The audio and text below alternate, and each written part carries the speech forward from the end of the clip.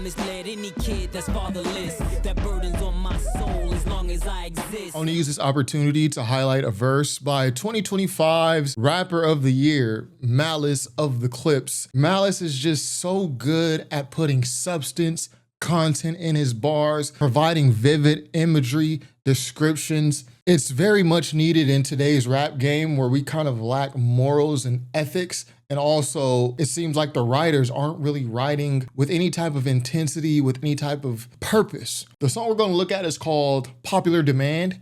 I understand, I'm backed by popular demand. It's off the Clipse's 2009 album, Till the Casket Drops. And it's in this verse where Malice expresses deep regret for his drug dealing past, and he sympathizes with the people that he may have affected by doing these drug dealing raps, by dealing these drugs. It's a type of self-introspect and reconciliation with yourself that we don't really see, not just in rap music, in society, period. Malice puts it out there for us. And the boys back from pushing the Mountainous snow caps to avoiding the LoJack. The thing about the Clipse, Pusha T and Malice, they're going to put words together in a way that you've never heard them before. They're describing very simple concepts, but describing them in very complex ways, very detailed ways.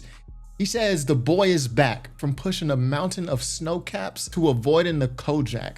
This is a nasty bar right here. So he's describing cocaine, pushing a mountain of snow caps. I actually hear this bar two ways. When I listen to it, I hear from pushing the mountainous snow caps. So just the imagery here.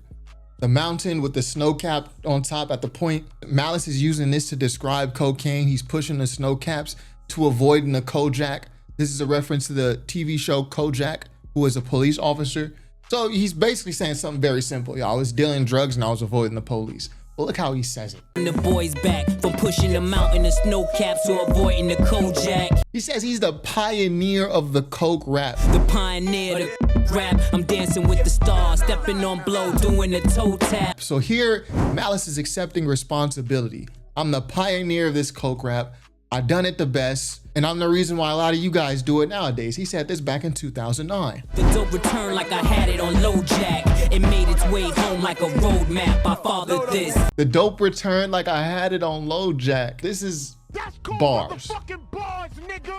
You know nothing about that. He says the dope returned like I had it on LoJack. And he rhymes LoJack with LoJack. This is probably the only time in rap history you'll ever hear those two references put together, right? Because that's a very old TV show and LoJack is an old technology.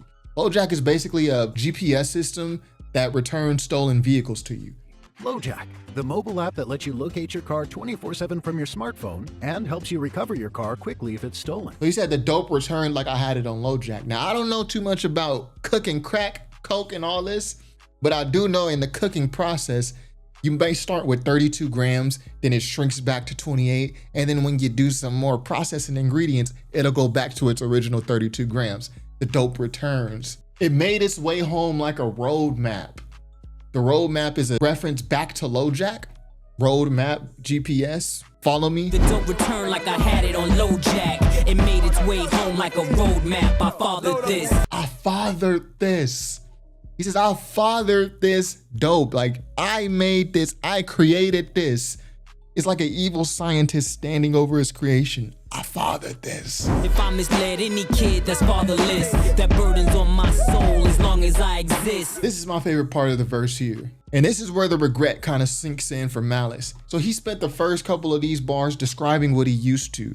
Y'all was pushing the mountainous snow caps, avoiding the LoJack. I pioneered the coke rap. The dope returned, he's describing the processing. But he's not on this verse to glorify it, despite how it starts. He quickly switches. If I misled any kid that's fatherless, that burden's on my soul as long as I exist. So I take this line a couple different ways. One, I see it as Malice taking a look at the things he used to rap about before he took his religious hiatus. He's thinking about his prior raps, his past raps, and how that might have misled a young person who didn't have a strong role model. This type of self-reflection, how your actions affects others, is a level of self-introspection that most people will never get to. So to hear it on a rap song is very refreshing. If I misled any kid with my raps, or he could be talking about his actual drug dealing past, like, any kid that might have saw me, saw the nice clothes I had on, saw the nice whips I had, nice cars, nice jewelry, and they thought this was the way to go. If I misled you, that burden is on my soul. I'm always going to remember the bad that I've done.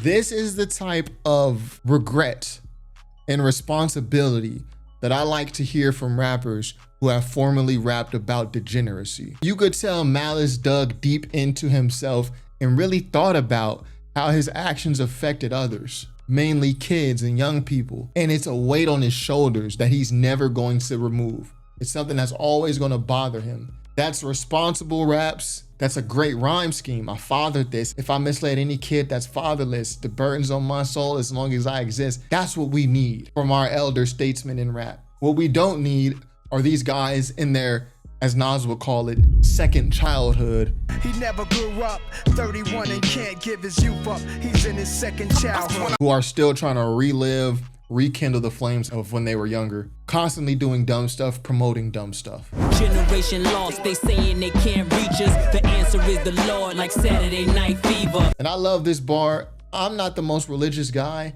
I say this, but I pray more than most people, right? But I don't claim a religion. I probably pray like, it's depending on how much I eat that day, because I pray before each meal, usually 3 to 5 times a day. And this is what I love about Malice. He takes his hiatus from rap, goes into religion, goes into the church, and now he's bringing what he feels as valuable knowledge back to us. So he's providing value to us. He's not just rapping to us, or someone like Mace, who also left hip hop to go to the church. Mace came back, joined G Unit, became Murder Mace. Mace wasn't giving us these gems that he learned among his journey. He became the same person he was that he used to be, if not worse in terms of content on records. Malice is not like that. Malice is bringing us the gems that he's learned. He said, my generation was lost. Our elders, they said they couldn't reach us. Our generation is lost because of the crack era, pretty much. Like, no one could reach us, no one could tell us anything. But the answer was the Lord. This is according to Malice. The way we could have fixed that is through God. And then it's a punchline. The answer is the Lord, like Saturday Night Fever. This is a reference to the Lords of Brooklyn song. It's a rap group, Lords of Brooklyn. They had a song called Saturday Night Fever.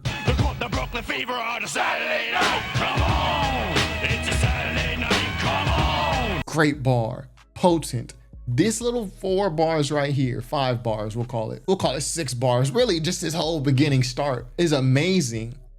The boy's back from pushing the Mountainous snow caps to avoiding the LoJack, pioneer of the coke rap. I'm dancing with the stars, stepping on blow, doing a toe tap. Dope return like I had it on LoJack. It made its way back home like a roadmap. I fathered this. If I misled any kid that's fatherless, that burns on my soul as long as I exist. Malice continues. I kept it in the crib, it made me a light sleeper, whether watching for the feds or avoiding the Grim Reaper. Malice is now taking you back to his dope dealing past. But he's not glorifying it. He's just telling you what it is. He's already expressed a regret. He said, I kept the dope in the crib. That made me a light sleeper. I had to sleep light. I was used to be a heavy sleeper. Having all that work in the crib made me a light sleeper because I'm watching for the feds or avoiding the Grim Reaper. The Grim Reaper in this situation is probably jack boys, people who trying to come steal his dope, take him out.